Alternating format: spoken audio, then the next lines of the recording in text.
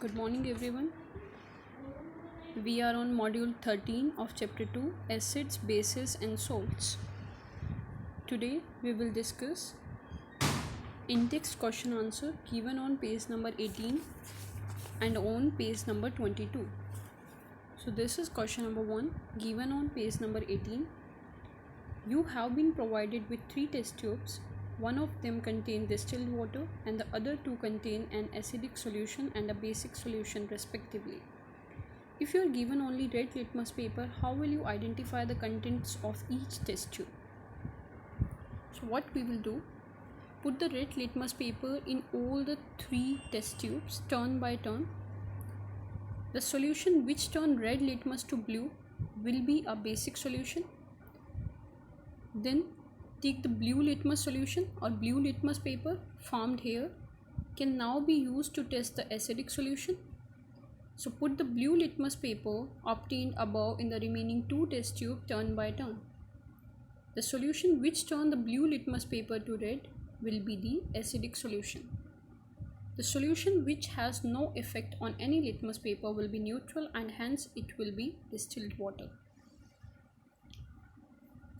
After that, on page number 22, question number 1, why should curd and sour substances not be kept in brass and copper vessels? So curd and sour substances should not be kept in brass and copper vessels because these and other sour foodstuffs contain acids which can react with the metals of the vessels to form poisonous metal compound which can cause food poisoning and affect our health badly. Second question, which gas is usually liberated when an acid reacts with a metal? So you all have learned during the chemical properties of acids that when an acid reacts with a metal, the gas released is hydrogen gas.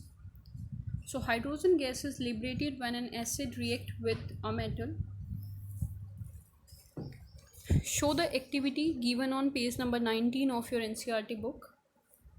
To illustrate the activity, set up the apparatus as shown in the given figure that is given on page number 19 of your NCERT book.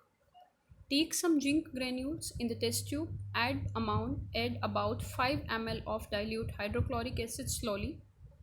Soon the reaction between zinc and hydrochloric acid start and the hydrogen gas is evolved. Test for hydrogen gas.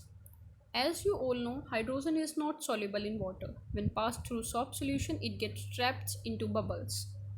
Bring a burning candle near the soap bubble filled with gas. The soap bubble bursts and hydrogen gas burns with a pop sound. Question number 3. Metal compound A react with dilute hydrochloric acid to produce effervescent. The gas evolved extinguishes a burning candle. If the gas evolved extinguishes a burning candle, then it must be carbon dioxide gas. Write the balanced chemical equation for the reaction if one of the compound formed is calcium chloride. So the product is product if if the reaction between metal compound A react with dilute hydrochloric acid, then the product form are calcium chloride and carbon dioxide and water. The metal compound A is calcium carbonate. Therefore, the reaction between calcium carbonate and hydrochloric acid is CaCO3 plus HCl gives out CaCl2 plus H2O plus carbon dioxide gas. Thank you.